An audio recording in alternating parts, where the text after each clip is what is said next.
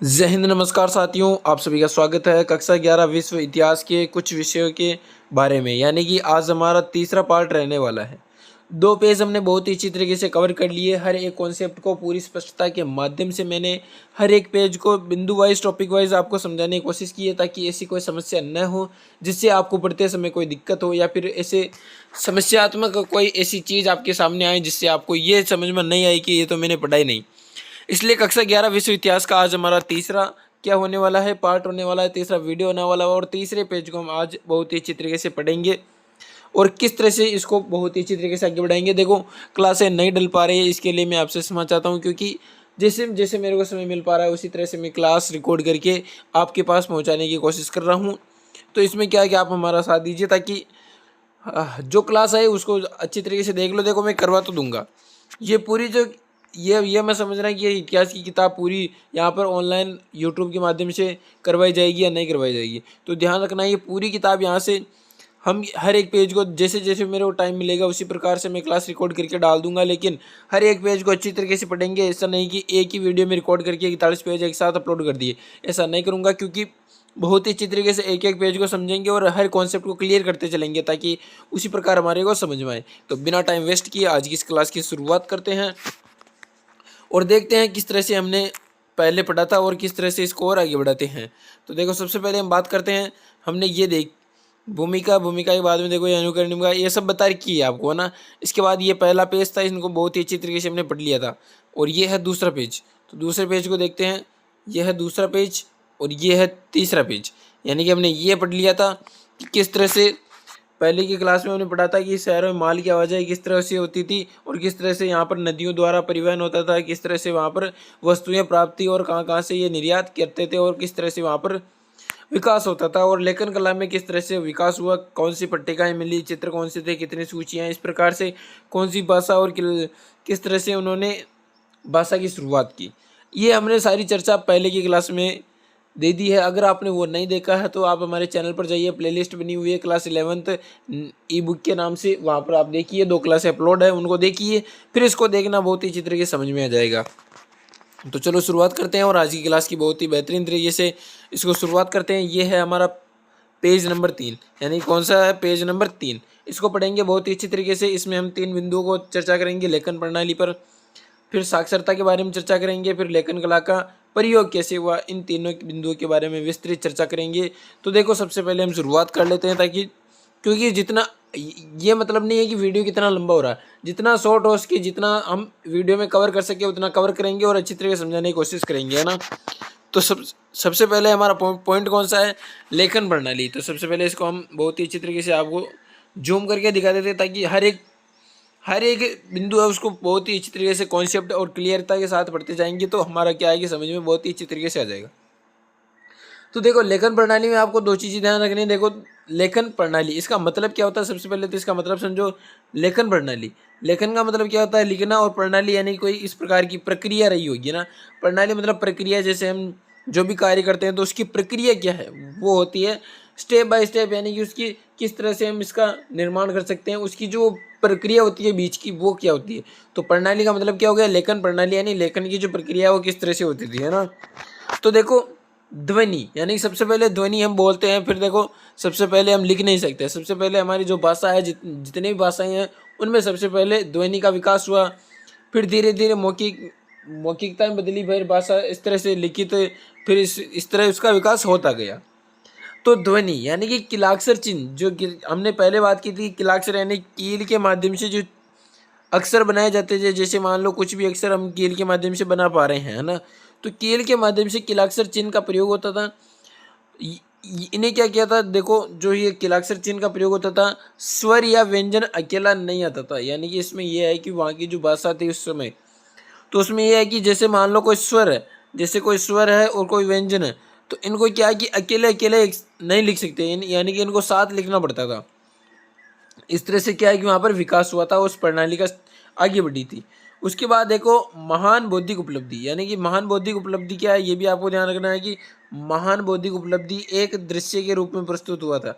यानी कि जो लेखन प्रणाली है, महान बौद्धिक उपलब्धि के रूप में एक दृश्य के रूप में प्रस्तुत किया गया था। तो इसमें कोई आपको ज़्यादा इतना ध्यान रखने वाली कोई बात नहीं है। जैसे हमने पीछे लेखन कला का विकास यानी उसमें बात की थी, वो सारी इसमें है। बस 1-2 नॉर्मल चीज़ें ध्यान रखना कि स्वर और व्यंजन अकेले नहीं आते थे और महान बौद्धिक उपलब्धि एक दृश्य के रूप में प्रस्तुत हुआ था। अब देखो हम बात करते हैं साक्षरता। साक्षरता का मतलब क्या होता है, वो सारी चीज़ें सारी डिटेल से हम चर्चा करेंगे। ये देखो अब साक्षरता के बारे में चर्चा करते हैं। साक्षरता क्या है, कैसे है, किस तरह से वहाँ पर क्या हुआ था। मैंने इसके बारे में थोड़ी बहुत पहले भी जानकारी दे रखी है, तो इतनी कोई दिक्कत वाली बात नहीं होगी। देखो साक्षरता, साक्षरता का मतलब समझो पहले। साक्षरता का मतलब क्या होता है, तो इसका मतलब होता है पढ़ना लिखना। क्या होता है, पढ़ना लिखना। कितने पढ़े लिखे हैं, कितना पढ़ा लिखा हुआ।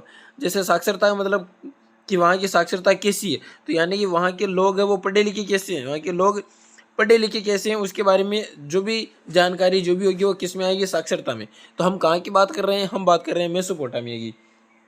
तो हमारी साक्षरता भी कहाँ की रहेगी, मेसोपोटामिया की। तो क्या है इसमें कि मेसोपोटामिया कम, यानी कि मेसोपोटामिया में साक्षरता कैसी थी, तो कम पढ़े लिखे लोग रहते थे। यानी कि मेसोपोटामिया में बहुत ही कम पढ़े लिखे लोग रहते थे। बस इसमें ये साक्षरता में एक चीज़ ध्यान रखनी है बस, और कुछ चीज़ ज़्यादा इंपॉर्टेंट नहीं है कि वहाँ पर क्या होता था, किस तरह से उसमें यहाँ पर क्या किया जाता था। वो बस आपको इतना सा ध्यान रखना है कि मेसोपोटामिया में क्या होता था कि वो बस एक चीज़ पर ध्यान रखते थे। यानी कि उसमें क्या होता था, जैसे मैं आपको बताऊँ, ये थोड़ा इसको चेंज कर लेते हैं ताकि कोई समझ, हाईलाइट कर लेते हैं इसको ना, ताकि आपको कोई दिक्कत वाली बात ना हो और आप अच्छी तरीके से समझ सको ना कि मेसोपोटामिया में बहुत कम पढ़े लिखे वो लोग रहते थे। बस ये चीज़ आपको ध्यान रखनी है। अब देखो ये तो हो गई साक्षरता की बात कि मेसोपोटामिया में बहुत ही कम पढ़े लिखे लोग रहते थे। लेकिन एक चीज़ और आती है कि काव्य, महाकाव्य। आपने कई बार सुना होगा काव्य क्या है, महाकाव्य क्या है, तो एक ये भी साक्षरता के अंदर अंतर्गत आ जाते हैं। तो इसको भी हम यहीं पर पूरा कॉन्सेप्ट क्लियर कर लेते हैं। तो सबसे पहले है काव्य। काव्य क्या होता है और महाकाव्य क्या होता है। मैंने यहाँ पर लिख रखा है कि एक विशेष अभिमन्यु, पूरा विवरण महाभारत। इस तरह से आपको कोई समझ में नहीं आ रहा होगा, लेकिन मैं बताऊँ कि जैसे महाभारत, तो महाभारत में जैसे अर्जुन, श्री कृष्ण, पांडव, कौरव, ये सभी आ गए है ना। तो इन सभी के बारे में जो जानकारी है, यानी कि एक साथ सबके बारे में जानकारी देना महाकाव्य होता है। क्या होता है, महाकाव्य। अब देखो अर्जुन का एक पुत्र, क्या नाम है उसका, अभिमन्यु। अब उसका जो चक्र, जिसमें वो चक्कर में फंसा था, उस अभिमन्यु के बारे में, यानी विशेष, एक विशेष के रूप में बात करें, यानी कि केवल एक के ऊपर बात करें, तो वो क्या है, काव्य है। सीधा से समझने की कोशिश करो कि जिस एक, यानी कि व्यक्तिगत रूप से जिसके बारे में चर्चा करें वो तो काव्य, और पूरा विवरण हो जिसमें पूरा हर तरीके की जो जानकारी मिलती है वो क्या है, महाकाव्य है ना। अब देखो आगे, मैंने महाकाव्य क्यों बताया, क्योंकि अभी इसमें आएगा लेखन कला का प्रयोग, इसमें देखना बहुत ही अच्छी तरीके से। अब देखो यहाँ पर ये चित्र आप देख रहे हो ना, इनको भी देखते जाना कि मेसोपोटामिया में लेखन प्रणाली का किस तरह से ये क्या होता था, ये इस तरह से वहाँ पर क्या होती थी, साक्षरता इस प्रकार से वहाँ पर विकसित हुई धीरे धीरे। अब देखो आगे आगे हम बात करते हैं किस तरह से लेखन कला का प्रयोग किस तरह से हुआ था, उसके बारे में बात करते हैं। लेखन कला का प्रयोग कैसे और किस तरह से वहाँ पर हुआ था। तो लेखन कला का प्रयोग करने के लिए देखो उरु के वहाँ पर एक स्थान है जहाँ का राजा था एनमरकर। ये बहुत इंपॉर्टेंट है, इसको इस स्लाइड को, यानी कि ये जो लेखन कला का प्रयोग है इसको बहुत ही अच्छी तरीके से समझना। ये बिंदु बहुत ही अच्छी तरीके से आपको क्लियर होना चाहिए, ताकि एग्जाम में ऐसी कोई समस्या न हो जिससे आप लिख ना सको और बहुत ही अच्छी तरीके से इसको क्लियर कर सको। तो उरुक क्या है कि वहाँ पर मेसोपोटामिया का स्थान है, वहाँ का एक राजा है एनमरकर। क्या नाम है उसका, एनमरकर, जो कि सुमेरियन महाकाव्य। अब महाकाव्य क्या होता है इसका मतलब बता दिया मैंने। अगर एक विशेष के बारे में बात करें तो काव्य, और पूरा विवरण मिले तो महाकाव्य। तो क्या हुआ कि उरुक का जो राजा था एनमरकर, ये क्या सुमेरियन जो महाकाव्य, इसके बारे में सुमेरियन महाकाव्य में क्या है कि एनमरकर की जानकारी मिलती है। यानी कि अब देखो उरुक का राजा एनमरकर था और सुमेरियन महाकाव्य में क्या होता था, इसकी जानकारी मिलती थी।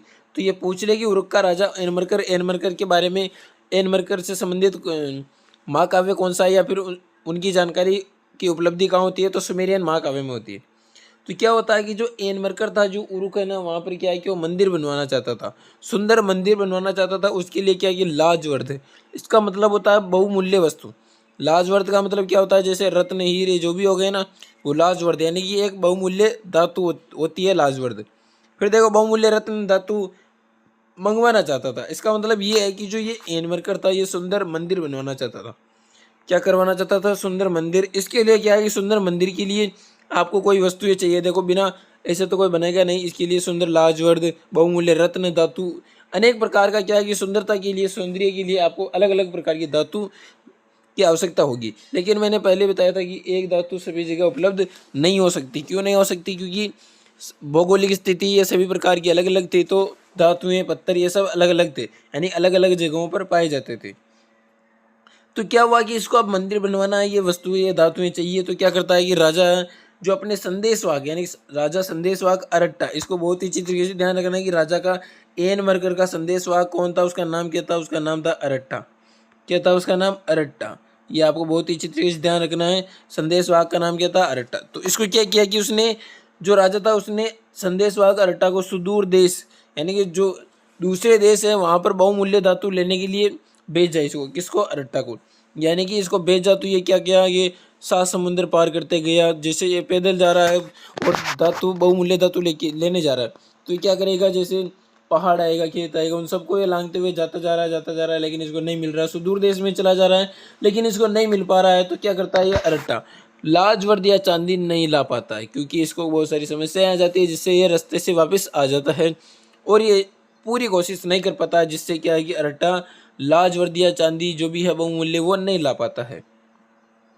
अब देखो, विचारधारा ये है कि सर्वप्रथम राजा ने व्यापार या लेखन कला की व्यवस्था शुरू की थी। क्योंकि अब देखो धातु नहीं मिल रहे, तो फिर राजा ने सर्वप्रथम क्या किया था? सर्वप्रथम वो गया था और वो वस्तुएं लेकर आया था। अब वस्तुएं लेकर आ रहा है तो उसमें स्थायी साहब जो भी है, तो वो राजा शुरुआत करेगा कि किस तरह से इसको स्थायी किया जा सके, ताकि हमें पता चले कि हमने कहाँ कहाँ से ये वस्तुएं मंगाई है और किस तरह से इसका प्रयोग किया गया है। तो विचारधारा यह है कि जो सर्वप्रथम राजा ने व्यापार और लेखन प्रणाली की, यानी जो लेखन व्यवस्था, उसकी शुरुआत की थी। ये भी पूछ ले तो आपको अच्छी तरीके से बता देना।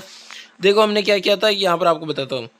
ये रहा, देखो इस तरह से जो पत्थर थे पहले के पुराने ज़माने के ये पत्थर हैं, और इस प्रकार से वो मंदिर बनवाना चाहता था। तो ये बस इतना ध्यान रखना है।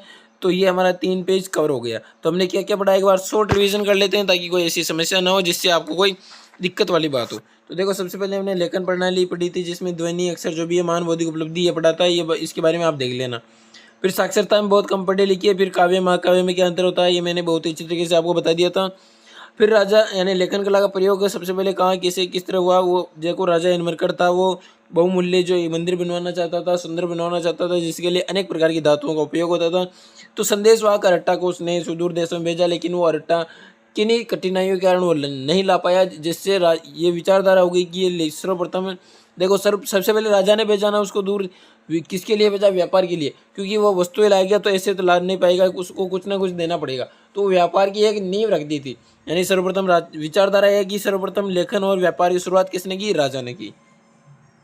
तो ये था हमारा बहुत ही अच्छी तरीके से क्लास 3, यानी कि लेखन कला और शहरी जीवन का तीसरा पेज। अब देखो 2 पेज और बचे हैं, एक तो 4 और एक 5।